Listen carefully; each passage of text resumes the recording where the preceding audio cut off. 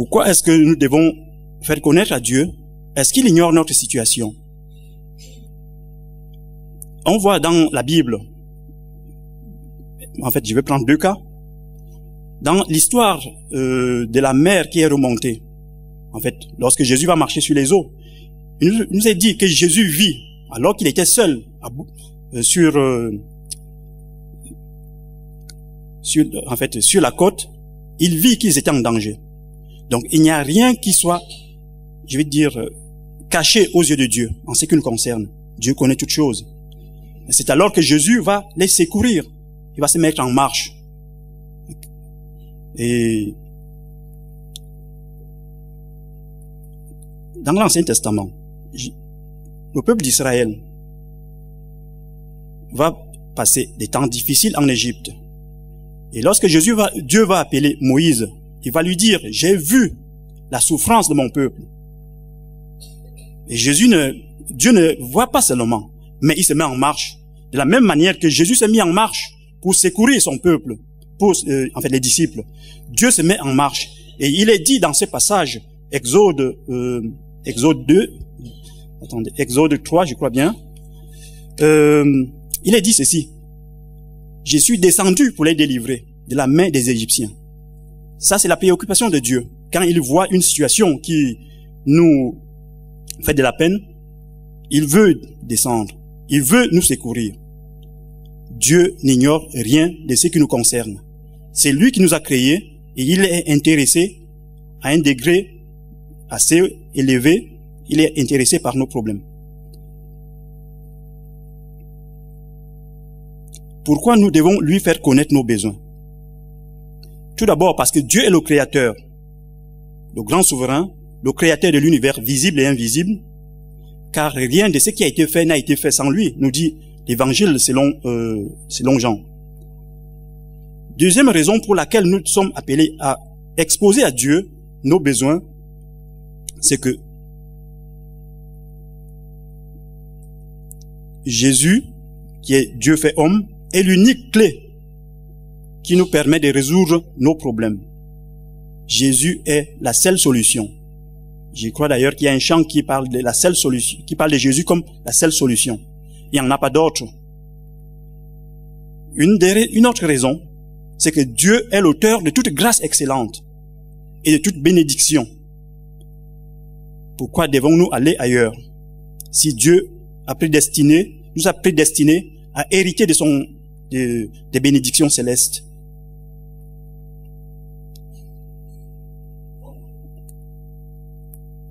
Une raison supplémentaire, c'est que le fait de lui exposer nos besoins nous oblige à entretenir avec lui une relation pour notre bien-être.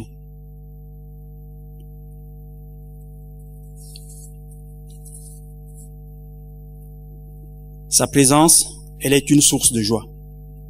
La Bible, d'ailleurs, je crois, c'est dans le psaume 16 ou 18, si je ne me trompe pas, la Bible nous fait comprendre que il y a d'abondantes joies devant sa face. Et une traduction va dire, sa face est un rassasiement de joie. Sa face est un rassasiement de joie. Voulons-nous être rassasiés de joie? Contemplons la face de Dieu. D'ailleurs, la Bible nous dit, quand on contemple, quand on regarde à Dieu, on est rayonnant de joie. Et Dieu, en fait, c'est l'apôtre Paul qui va le dire, je crois que c'est dans Hébreux, qui va nous inviter à regarder à Jésus-Christ. Parce qu'il est le seul rémunérateur, le seul médiateur entre Dieu et les hommes. C'est lui qui rémunère notre foi. Une autre raison, je ne peux pas faire l'inventaire de toutes les raisons, mais en tout cas, j'en donne quelques-unes. Parce que Satan, le grand ennemi de Dieu, qui est aussi le nôtre, s'emploie à empêcher. Il s'emploie à nous empêcher d'obéir à Dieu. Son désir, son objectif, c'est de ridiculiser les chrétiens. Son objectif, c'est d'obscurcir et aveugler l'intelligence des êtres humains, afin qu'ils ne voient pas briller la gloire de Dieu. N'oublions pas que Satan, on pourrait dire, c'est le plus vieux routier du monde. Il en connaît plus que nous. Et vous avez certainement Et vous voyez certainement, en marchant, la pub, par-ci, par-là, et au travers de la télé. Le but premier de la pub, c'est pas de nous faire acheter. Le but premier de la pub, c'est de nous familiariser avec le produit, de sorte que le produit devienne naturel dans notre environnement. Et c'est ce que Satan va s'employer à faire. Hein? Nous habituer, nous familiariser avec les choses du monde, afin que nous puissions, d'une manière subtile, nous éloigner de Dieu. Que Dieu mette du collier dans nos yeux, afin que nous puissions discerner les plans de l'ennemi. La Bible l'appelle le séducteur. La Bible l'appelle le menteur.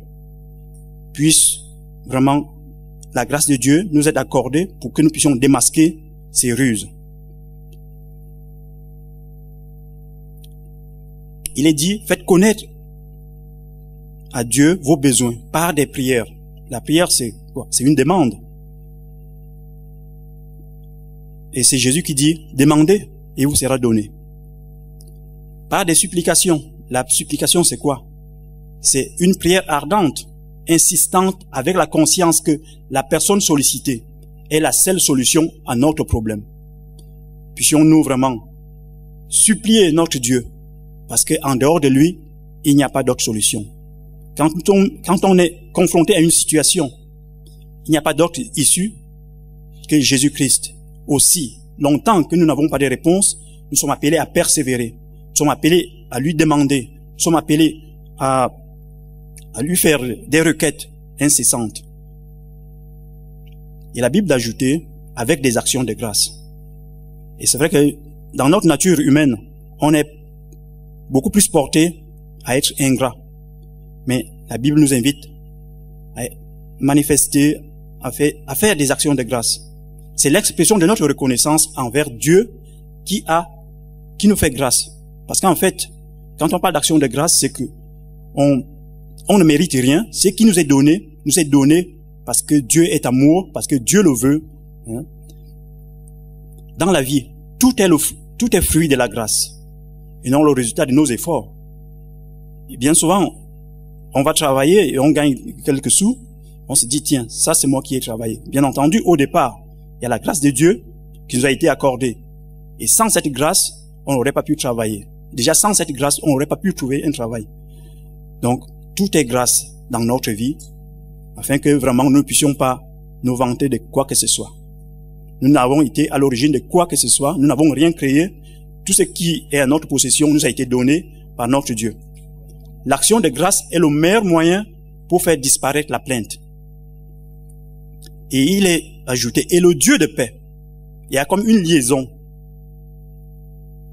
Si nous voulons vivre dans la paix de Dieu, il nous faut lui dire tout ce que nous pouvons rencontrer comme difficulté. Il nous faut lui parler de nos besoins. Il est parlé des besoins, il n'est pas parlé de tous les désirs. Mais qu'est-ce qui est vraiment besoin dans ma vie? Est-ce que dans ce monde d'aujourd'hui, nous ne sommes pas entourés de choses qui ne constituent pas des besoins, mais qui nuisent à notre vie? Que Dieu nous aide à ne pas faire des banalités nos besoins. Parce que Dieu nous a promis le nécessaire. Dieu nous a promis tout ce qui contribue, tout ce qui peut nous permettre de vivre dans la piété. Il s'est porté garant à cet égard. Et le Dieu de paix, d'ailleurs Jésus, on va l'appeler Prince de paix, il est intéressé par nos paix. Il est intéressé de nous voir vivre dans la sécurité.